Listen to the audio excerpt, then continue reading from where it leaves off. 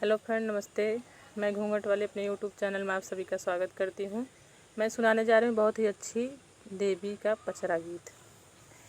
निमिया के पेड़ बड़ा भारी, जहाँ झूले मैया दुलारी। निमिया के पेड़ बड़ा भारी, जहाँ झूले मैया दुलारी।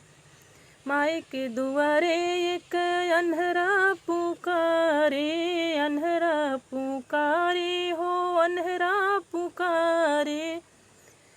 नयना देवै हाली हाली, जहाँ झूले मैया दुलारी। नयना देवै हाली हाली, जहाँ झूले मैया दुलारी। निमिया के पेड़ बड़ा भारी, जहाँ झूले मैया दुलारी।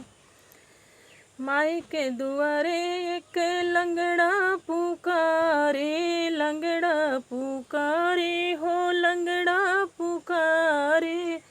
पैरा देवै हाली हाली, जहाँ झूले मैया दुलारी।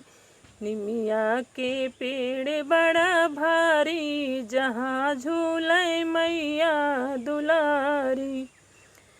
माई के दुआरे एक निर्धन पुकारे, निर्धन पुकारे हो निर्धन पुकारे।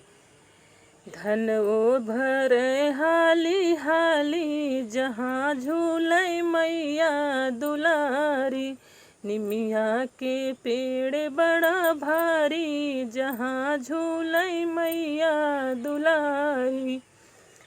माई के दुआरे एक बजनी पुकारे, बजनी पुकारे हो बजनी पुकारे। गोदिया भरे हाली हाली, जहाँ झूले मैया दुलारी। गोदिया भरे हाली हाली, जहाँ झूले मैया दुलारी। निमिया के पेड़ बड़ा भारी, जहाँ झूले मैया दुलारी।